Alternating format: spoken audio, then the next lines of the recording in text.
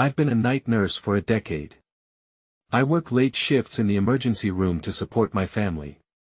It was a quiet night, which was rare.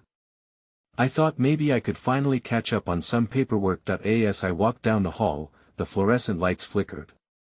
The steady beep of machines filled the air. I stepped into room 302 to check on Mrs. Thompson. She stared at me with wide eyes, murmuring to someone. I strained to listen but couldn't make out anything.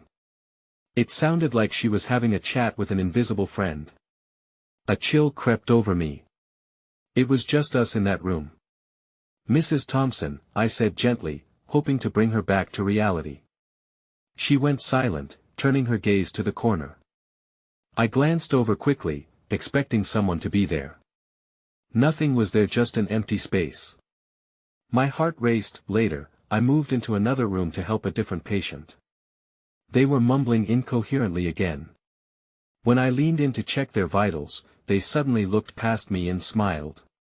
"They're coming to visit," they said. I froze. My skin prickled as I dismissed it as delirium. At least, I tried to. Around 3 in the morning, I heard music playing softly in the hallway. It was a slow, haunting tune, something you might hear at a funeral. I peeked outside, but the corridor was empty. Just machines humming under the harsh light. I felt a knot in my stomach. Maybe someone left a radio on.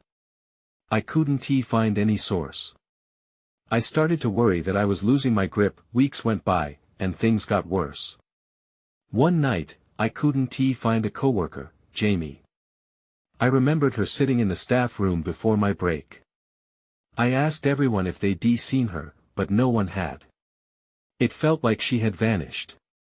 I swallowed hard. Maybe I was imagining things. The stress of night shifts might be getting to me. Every shift, I walked through the same empty halls, hearing whispers or seeing shadows dart in my peripheral vision. I tried to convince myself it was the fatigue. Still, when I rounded that corner again, there was Mrs. Thompson. She stared at that same corner and pointed. This time, I swore I saw a shape standing there. She turned her head slowly towards me, and with a chilling grin, whispered, "Why are you still here?" I felt my breath catch in my throat. I turned to look behind me, but I was alone. The nights dragged on, thicker with unease. I couldn't shake the feeling something was off about that place. The whispers grew louder, and shadows lingered longer. I was terrified. I tried to smile and act normal, but nothing felt normal anymore. I found myself wondering if I could really keep doing this job. Each night seemed to be darker than the last. The unexpected conversations and eerie music played on repeat in my mind. A hospital, I thought, was supposed to be a place of healing. But here, I wasn't so sure. I felt trapped. As I walked through those sterile halls once more, I hoped I could escape the lingering dread. That night, the weight of unease settled into my bones. I pushed myself into work, determined to get through another shift. The tides had turned, my courage felt paper-thin. I didn't want to admit it, but whispers plagued me. They came from the corners of rooms and the edges of my mind. As I walked down the hallway, I noticed the flickering lights again. It was becoming a familiar dance, one I didn't appreciate. I steeled myself against the feeling that the building breathed around me, each inhale deepening my unease. I approached the nurse's station to grab my clipboard, but Jamie's absence loomed over the room like a thick fog. Thoughts of her vanished presence stirred something deep inside me that I chose to keep busy. I passed by room 307, a patient I hadn't seen before. The door was ajar. A flicker of curiosity pushed me forward. I opened the door cautiously. The air inside felt different, suffused with a strange heaviness. The patient, a man in his 40s, was staring intently at the wall. His skin gleamed in the dim light, but his expression shook me. He was frozen, as if caught in a trance. "Can I help you?" I asked, attempting to inject warmth into my voice. He didn't respond but suddenly pointed at the wall, just like Mrs. Thompson had done. He mumbled, "They wait." My heart raced, but before I could ask more, he snapped back to focus, meeting my eyes with a piercing gaze. "What do you want?" he demanded, a hint of desperation creeping into his voice. The change unsettled me. I hesitated. "I just want to help." "Not me. They want you." Chills crawled up my spine as I stepped back, the urge to flee tightening around me. I shifted my gaze, instinctively searching for anything that would explain this madness. No shadows. No whispers. Just the sound of my thudding heart. Then, I heard it again, that mournful music wafting down the corridor, but this time it felt closer, more insistent. I turned to the open door, but the room remained dark and cold. That's when I felt an icy brush against my arm. My breath hitched in my throat. I stumbled backward and half-turned. In the flickering light, there it was, a woman, translucent and faint, staring at me with hollow eyes.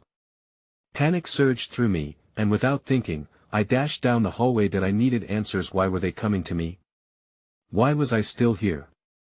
Every frantic thought swirled as I fumbled for the exit, heart racing wildly. That I burst into the staff room, gasping for breath. There, amidst the flickering lights and echoing silence, I saw a newspaper lying on the table. The date caught my eye. It was yesterday's, with Jamie's picture on the front, a headline that nearly knocked the wind out of me: "Nurse goes missing in local hospital." That's when I knew something was fundamentally wrong. The walls weren't just haunted, they were hiding secrets, and I was right in the middle of it all. I couldn't shake the feeling that I was being watched. I scanned the room, my gaze darting to each corner, half expecting to find the ghostly woman lurking in the shadows.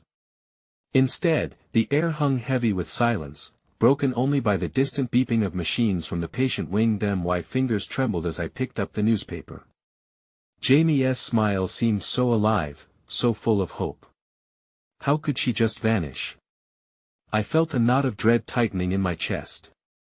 I flipped the paper over, hoping for answers, but found only blank pages. Frustration bubbled within me. What was happening? I took a deep breath and decided I needed to gather my thoughts. I sat down, clutching the newspaper, the chills settling deeper within me. There had to be a reason. Why the flickering lights, and why Jamie? I couldn't keep burying it. I had to find out more. After a few minutes, I forced myself to stand and return to the ward. Each step down the hallway felt heavier. As I approached room 307, I hesitated, thinking about the man. I needed to know if he could help me understand any of this. Gathering my resolve, I pushed the door open. The room was empty, but the constant hum of the machines echoed in the quiet space. My heart sank. Where was he? I scanned the floor, the bed, but there were no signs of struggle. It was as if he'd never been there. A chill swept across the room. I stepped back, wanting to turn away when I noticed something: an old, tattered notebook peeking out from under the bed. That I crouched down, pulling it out cautiously. The cover was worn, with jagged letters that read, "The Waiting." My hands shook as I opened it. Inside were scribbles, fragments of conversations, and several drawings that immediately unsettled me. Dark figures loomed over the pages, each more twisted than the last. I flipped through it quickly, heart racing, desperate for some semblance of clarity. Then, I landed on a page that made my blood run cold. "They want your fear," it read, the scrawl messy and frantic. My breathing quickened as I scanned the next line: "In the silence, they come." I wasn't alone in this game. Someone or something was watching me, and I was in their sights. I felt the pull of dread stinging at the back of my mind. Keeping the notebook tight in my grip, I turned to leave the room. That's when I heard a soft voice whisper, "You shouldn't have read that." I froze, terror flooding my senses. I swung around just in time to see the patient from 307, his eyes wide and wild as if he had seen something horrific. "They'll come for you next," he warned. I felt my heart racing again, ready to shatter. Then everything went dark. The lights flickered once more, plunging me into an oppressive silence. Breath caught in my throat, I stumbled backward and reached for the door. I couldn't stay here. Not anymore. I needed to escape, but as I blinked into the darkness, I realized the hallway had vanished. I was trapped, and whatever was in that notebook was deadly serious about wanting me. I stood frozen in the pitch-black room, the silence around me thundering in my ears. The fear I felt before was now a throbbing pulse in my chest. I fumbled for the door, but it felt like a mirage. My hand stumbled against the wall, searching for any sign of familiarity. "Stay calm," I whispered to myself, willing the panic to ease. It didn't help. I took a deep breath and closed my eyes, trying to gather my thoughts. The notebook. I clutched it tightly, as if it were a lifeline. I couldn't let it slip away. Just then, I heard a sound, distant footsteps echoing in the void. My heart skipped, and I turned toward the noise. It was coming from somewhere far down the corridor. Hope surged through me. Someone was coming. "Hello?" I called out, my voice cracking. No response. The footsteps stopped. I strained my ears, listening intently. In the suffocating darkness, only my frantic breathing sounded back. "Hello?" I tried again, but fear swallowed my voice. If I wasn't careful, whatever was out there might hear my fear, just like it wanted. After what felt like an eternity, the lights flickered back on, dim and pulsing. I squinted against the low light and found myself back in the hallway, the walls closing in like they were alive. Panic gripped me again as I realized I hadn't moved. I was still in the same place, but everything felt different, a winding maze rather than the hospital I once knew. I glanced back toward room 307, but the door was ajar, and a heavy, oppressive air seeped from within. I stepped cautiously toward it, debating whether to peek inside again. The man's warning replayed in my mind, "They'll come for you next." What did that mean? I pushed the door open wider, hardly believing what I was seeing. The room was transformed, cluttered with shadows that danced on the walls. The bed was now disheveled, sheets tangled as if a struggle had taken place. The nurse's station outside appeared to be a world away, abstract and distant. Then I saw it. A figure shrouded in darkness, just at the foot of the bed. My stomach dropped, dread coiling tightly. It was a humanoid shape, and impossibly, I could see faint outlines of the grotesque drawings from the notebook. This entity was woven from fear itself, a specter drawn from the pages I had reluctantly read. It turned its head slowly toward me, revealing eyes that were as deep and dark as regret. And inside those eyes, I saw the faces of all those who had vanished, Jamie, the man, and countless others. They all lingered there, trapped within the abyss. Desperation surged through me. I turned to flee, but before I could take a step, it lunged forward. A jagged whisper scraped against the silence, "Your fear is ours."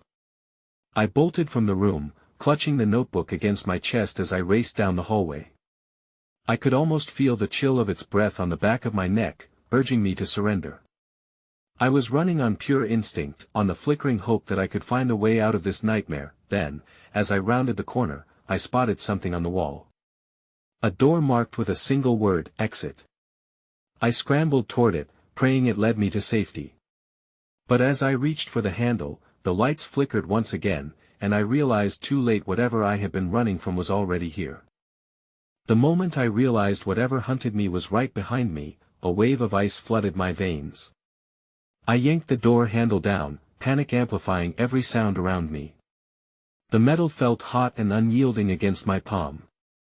I pushed harder, praying for it to give way, but it resisted, mocking my frantic need for escape. Just then, a growl rumbled from behind, guttural and filled with malice.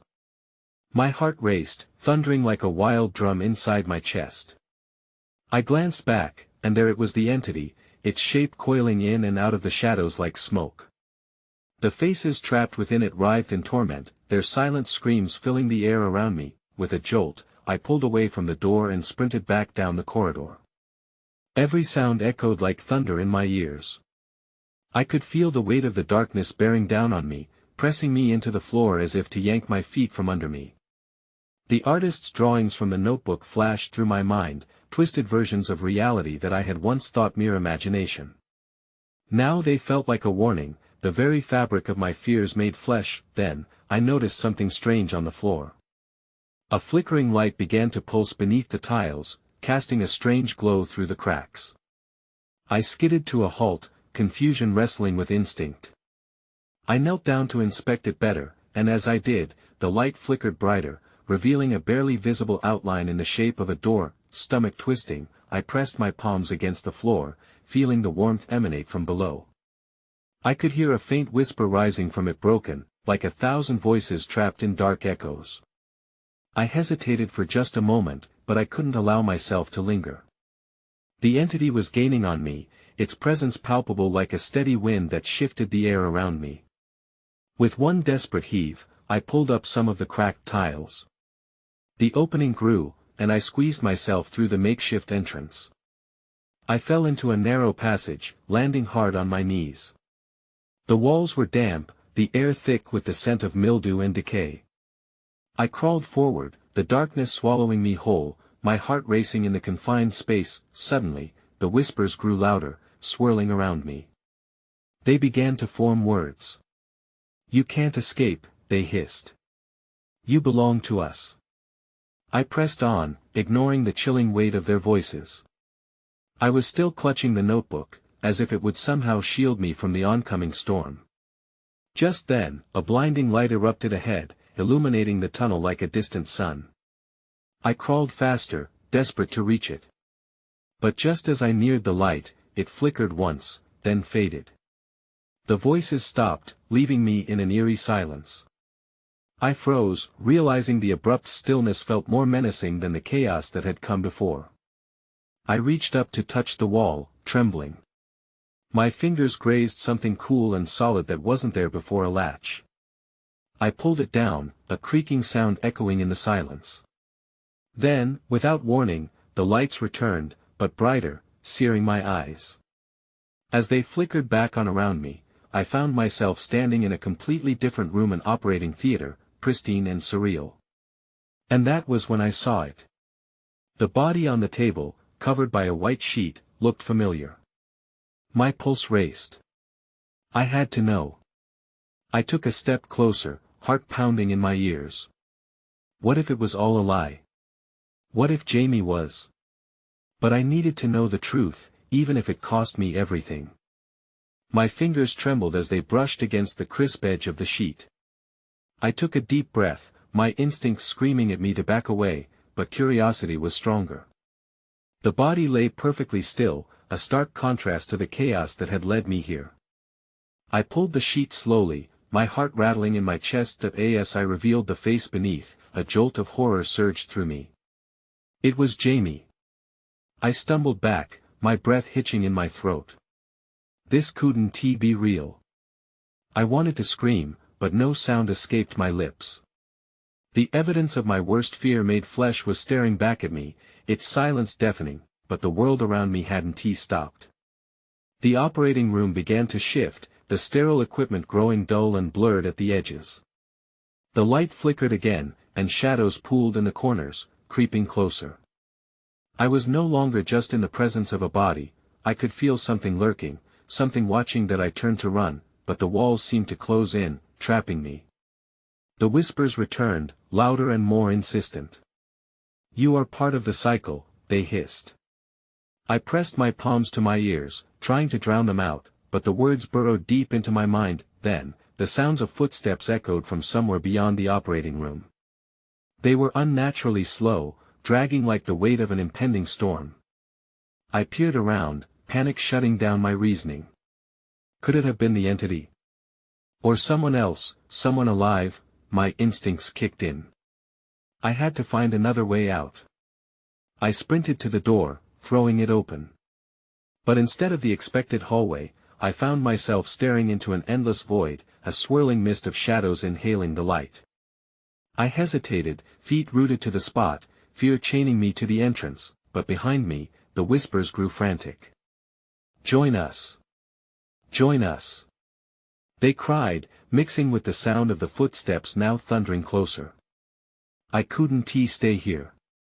I had to choose face whatever was in the mist or be consumed by the echoes of torment. With a deep breath, I leaped into the void.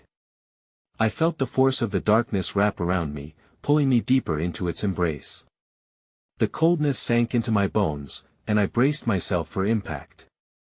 Then, everything went dark. Moments and maybe lifetimes passed before I found myself tumbling out onto an unfamiliar ground. I landed hard, gasping for breath. Around me, the landscape was an endless expanse, haunted by the echoes of laughter and anguish. I looked around, trying to orient myself, when I spotted another figure ahead. A girl stood watching me, her face half hidden in shadow. My breath caught in my throat again, her presence stirring something within me. She looked just like Jamie had, and yet not at all. "You shouldn't have come here," she warned, her voice barely a whisper, yet somehow filled with authority. Behind me, the darkness shifted, and the whispers crept closer. I was trapped again. Now, it seemed, revelations and threats walked hand in hand. Who was this girl? Why did she look like Jamie? The answers I sought felt more like a trap. As I turned to face her, I knew two things: I couldn't stay where I was, and whatever waited in the depths of the shifting darkness would soon come for me. The girl stepped forward, her form more defined in the dim light. She had the same features as Jamie, but something in her eyes was different, darker, harder. "This is not a place for the living," she said, glancing back toward the shadows that crept ominously behind me. The weight of her words sank in, dancing with my fear. "What do you mean?" I stammered, my heart racing. "Where am I?" "This realm is a reflection of deepest fears and unfulfilled desires. It feeds on loss, on regret." She was calm, almost too calm for the situation. "You're here because you brought something with you." "What?" "No. I don't understand," I pleaded, backing away. The shadows shifted again, slithering closer. Panic bubbled inside me. I was just looking for Jamie. I didn't want this. Her expression softened for a moment, and I caught a glimpse of the Jamie I knew. "You wanted to save her," she said quietly. "But there are paths we cannot alter." She turned her gaze back to the encroaching darkness. "This place thrives on what you cling to. It wants you to join the cycle, just like it wanted her." I felt a chill run through me. The whispers intensified, swirling like a cacophony of voices. "Join us." They chanted again, a twisted kind of allure hidden within the chaos. The shadows pulsed and wove together, forming shapes that taunted me, echoing the grief that had consumed my heart. "I can't just give up," I shouted, the fear and desperation spilling over. "I came here to find her." "That's why you're trapped," she said, her voice steady but filled with urgency. "You have to let go. If you don't, it'll consume you too." I shook my head, tears pricking the corners of my eyes. "Let go of what?" "Of Jamie? Of the pain." The girl's voice fell to a whisper, but I could hear her clearly. "It won't end until you choose." The shadows pressed in closer, and I felt their chilling breath against my skin. I looked back at the girl. "What if I don't want to let go? What if I can save her?" The girl's eyes held a flicker of sadness, and she took a step back. "Some things cannot be saved. You must decide what you value more, her memory or your life." As she spoke, the mist began to pull me toward it. My heart raced, caught between the echoes of Jamie's laughter and the bitter cold of despair. Then, just as the ground beneath my feet began to tremble, I noticed something glimmering in the darkness, that's when I saw it. A small object shining faintly through the shadows. Could it be a way out? Or was it another trick of the darkness? The girl saw my gaze shift and shook her head. "Don't. It's another illusion." But my feet had already started moving toward the light. I felt the darkness clawing at me, trying to pull me back, but I gritted my teeth and plunged ahead. Whatever was waiting for me in the shadows could no longer hold me back. I had to know what that glimmer meant, even if it led me deeper into danger. I reached the object, my fingers brushing against its cool surface.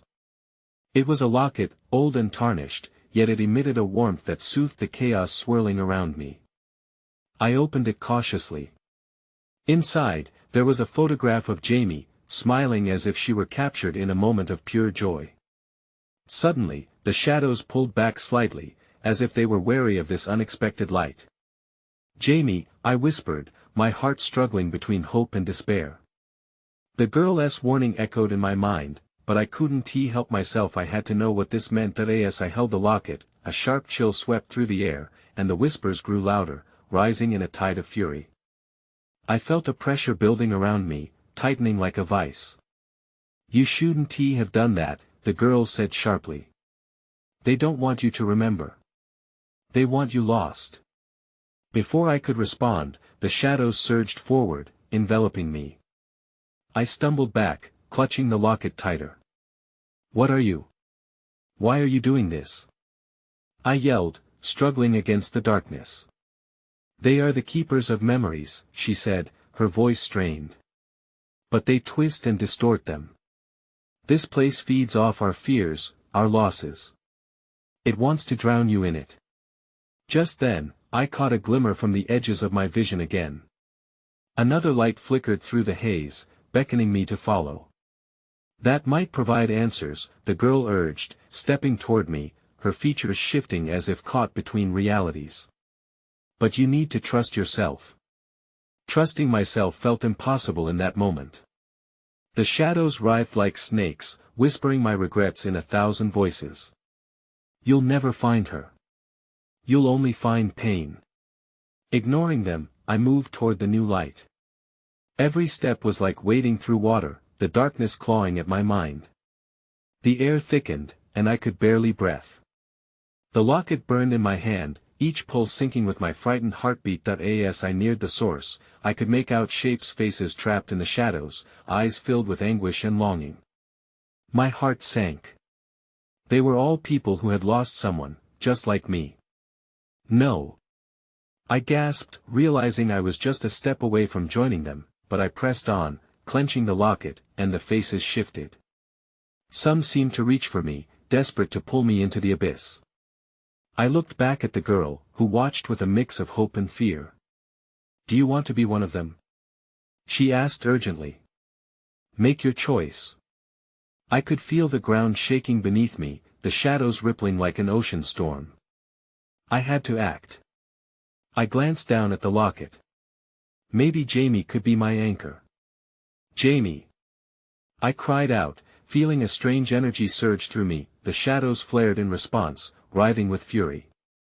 "You think she can save you?" they shrieked, their voices blending into a terrifying symphony. I closed my eyes and focused on her smile from the locket. I could almost hear her laughter, guiding me through the darkness. Opening my eyes again, I made a desperate grasp toward the light, knowing that whatever it held, I had to confront it, and just like that, everything went dark. I jolted awake with a gasp, my heart pounding in my chest. The darkness pressed around me, thick and suffocating. I was lying on a cold, hard surface.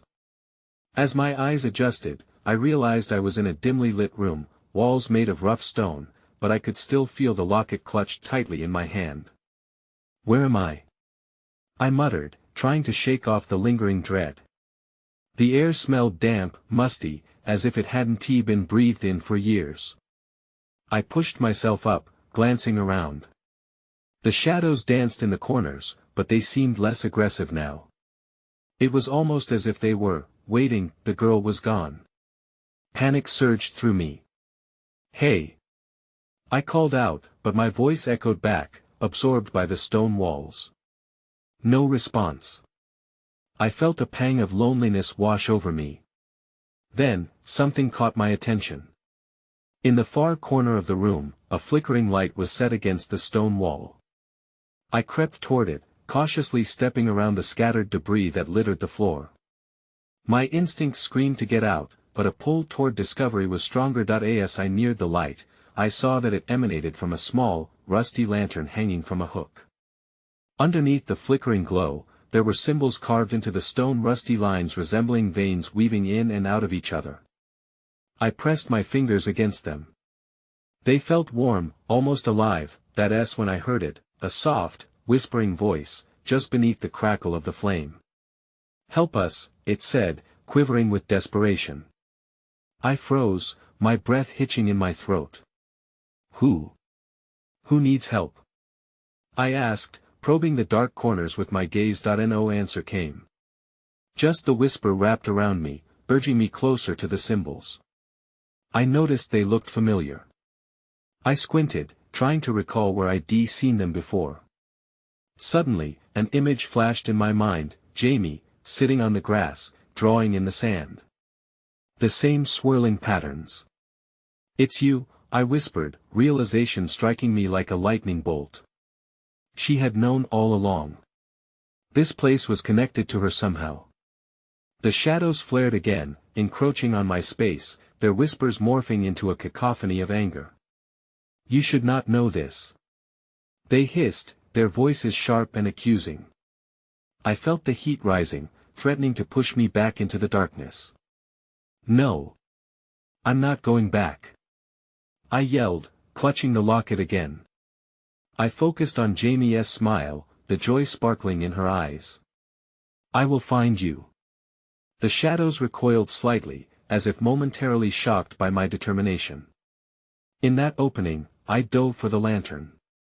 I needed to understand what all of this meant. Grabbing the lantern, I felt a sudden rush of energy coursing through me, as if it had been waiting for this moment. Then everything went still.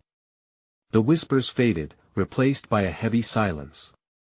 But when I looked around, I noticed something. A path opened up before me, the symbols glowing faintly. It led deeper into the darkness, a passageway I hadn't seen before. I took a deep breath, adrenaline surging through me. The path beckoned, and I had to follow it. Something told me the answers were just ahead. With the locket tight in my grip, I stepped into the unknown, the lantern illuminating each step. But as I moved forward, I couldn't shake the feeling that I was being watched. "Don't turn back," I murmured to myself. Whatever waited ahead, I had to face it.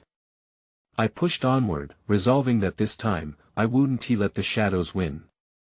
And just then, I heard footsteps behind me. My stomach dropped. The echoing footsteps grew louder, pulling me back to the precipice of panic. I quickened my pace, clutching the lantern and the locket as if they were shields against the encroaching darkness.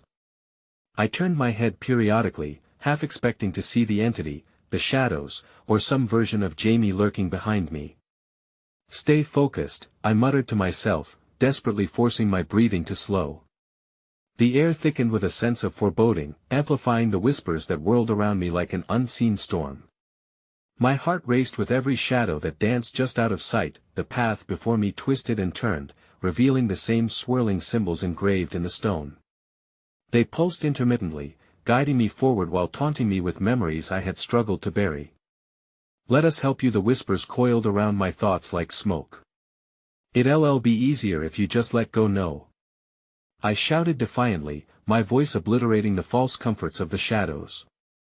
Then, ahead, I spotted something, a flicker of light amidst the darkness. It was bright, welcoming. Could it be another trick? The closer I got, the more I saw it, shining like a beacon through the gloom. Fear and hope collided within me. I reached the light, and with it came visions of Jamie. Her laughter filled the air and I felt a warmth envelop me, drowning out the icy grip of the shadows. But as quickly as the light appeared, it dimmed, distorted by the gathering darkness. "Don't go to it." The girl's voice rang in my ears, warning me of an impending dread. But was it her voice or their voices? As I fought against the currents pulling me back, I finally reached the source of the light, a door wrapped in shimmering vines of luminescent energy. It was unlike anything I'd encountered before. Without thinking, I reached for the handle. But hesitation gripped me. Behind me, the echoing steps grew louder, relentless and unyielding. "Join us! Join us!" they chanted, a mix of Jamie's laughter twisted into an agonized scream. "No!" I turned, facing the darkness, the whispers clawing at my resolve. The entity surged forward, its shape more defined now, faces contorted in agony, wailing silently within its mesh of shadows. It was a swirl of everything I had feared, everything I carried with me, and with every heartbeat, it grew more powerful. Just then, I remembered the locket. Its warmth against my chest was a reminder of all the hope I had fought for. I unclasped it and held it out toward the darkness. "Jamie," I called with all my strength, "I will find you." Emboldened by her spirit, I slapped the locket against the door. It tingled at the contact, sending waves of light radiating outward. The whispers turned into shrieks of despair as the entity recoiled from the brightness. "You cannot escape the cycle." The shadows shrieked in fury, but the locket pulsed in defiance, its glow shimmering brighter. "Stay back!" I yelled, summoning every ounce of hope and belief. Just as the darkness reached for me, I twisted the door handle and pushed it open. Light flooded the void, engulfing me in its warmth, and I stepped through the threshold. The darkness vanished behind me like mist evaporating in the sun. I stumbled into a new space, a simple corridor with walls painted a soft, reassuring white and the smell of antiseptic air. I fell to my knees, gasping, the tremors of uncertainty still coursing through me. That I didn't know how long I'd been gone or if it had all been a dream. The locket lay heavy in my palm, evidence of the truths I had faced. The whispers were gone, the shadows had retreated, but as I composed myself and looked around, I couldn't shake the gnawing feeling that I hadn't escaped the cycle. I was back in the familiar hospital, but the weight of what I had endured still clung to me like a second skin. That I stood up slowly, the stillness of the corridor offering no comfort from all that had transpired. Jamie's laughter echoed in my mind. Every step felt heavy, like I was moving through molasses. I needed to find her, to understand what I had truly witnessed. As I took a step forward, the lights flickered, the same unsettling flicker that had haunted me in the dark. I froze, looking around. Just beyond my vision, in one of the reflection-rich surfaces, I glimpsed a figure, fleeting yet familiar, a face too much like Jamie's, just at the periphery. "Help us!" I whispered, hearing faint echoes of laughter intertwined with something darker. In that moment, I knew I hadn't found all the answers. Questions remained, swirling in the shadows just beyond my reach. The veil between the living and the lost remained thin. And as I walked deeper into the hospital, I wondered whether I truly escaped, or if the echoes of the past would one day come calling again. I moved cautiously through the familiar halls, knowing my journey wasn't over. There were mysteries cloaked in whispers and shadows waiting to reveal themselves. And I'd have to uncover them all.